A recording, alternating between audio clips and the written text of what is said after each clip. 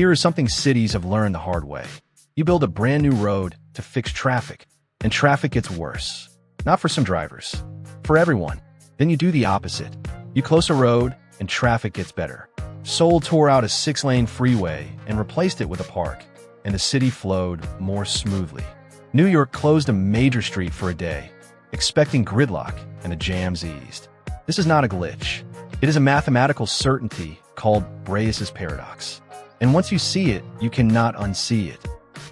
Let me show you exactly how adding a road makes everyone slower. 4,000 drivers need to get from start to end every morning. There are 2 routes, and each route has a wide highway and a narrow road. The wide highway always takes 45 minutes, no matter how crowded. It is congestion-proof. The narrow road is the opposite. Its time depends on traffic. It takes the number of cars on it, divided by 100 in minutes. Empty, it is instant. Packed, it is slow. The top route is narrow road, then highway. The bottom route is highway, then narrow road. Perfectly symmetric. So what happens? The drivers spread out. 2,000 take the top route, 2,000 take the bottom. Perfectly balanced. On each route, you spend 20 minutes on your narrow road. That is 2,000 cars over 100 plus 45 on your highway. Total, 65 minutes.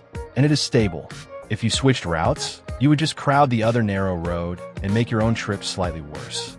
Nobody has a reason to move. Everyone commutes in 65 minutes. Fine. Now the city built a shortcut, a fast new connector between the middle of the 2 routes. So quick we will call it 0 minutes. They're proud of it. More roads, more options, faster traffic, right? But look what it unlocks. You can now take your narrow road, hop across the free shortcut, and take the other narrow road, skipping both 45-minute highways entirely. 2 fast roads, no slow highway. Every single driver looks at that and thinks, that is obviously faster for me. So everyone takes it. All 4,000 drivers funnel onto the first narrow road, across the shortcut, onto the second narrow road. But now each narrow road carries all 4,000 cars. 4,000 over 100 is 40 minutes. 40 plus 0 plus 40. 80 minutes. Everyone now commutes in 80 minutes. 15 minutes worse than before the road existed. And here is the cruel part. You cannot escape to an old route, because you would still crawl through a narrow road jammed with 4,000 cars and arrive even later. So nobody moves. 80 minutes is a trap no one can leave alone. A Nash equilibrium. This is the heart of it. Every driver made the perfectly selfish, perfectly rational choice. And the result is worse for absolutely everyone. The new road did not add a better outcome. It added a temptation, and once everyone follows the temptation, they're all stuck. Economists call the gap between selfish behavior and the best possible outcome the price of anarchy. For traffic like this, selfish routing can waste up to a third of everyone's time. The road was never the problem. The problem is that everyone choosing what is best for themselves does not always lead anywhere good. And this really happens. When Seoul demolished its Cheonggyecheon freeway in 2005, a road carrying 168,000 cars a day, the predicted gridlock never came. Traffic held, and in places improved. When New York closed 42nd Street for Earth Day, the expected jams simply did not appear. It even works in physics. Hang 2 springs in a chain holding a weight, with 2 slack safety ropes on the sides.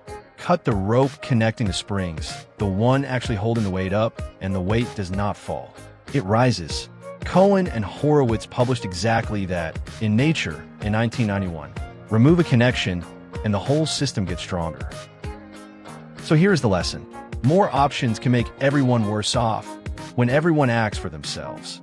The fix for a stuck system is not always more roads, more capacity, more choices. Sometimes it is taking a choice away.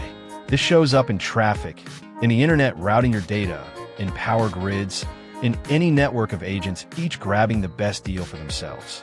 Braess's paradox is the mathematics of how good individual decisions add up to a worse world, and how sometimes less really is more. If this surprised you, hit like and subscribe. Counterintuitive science every week.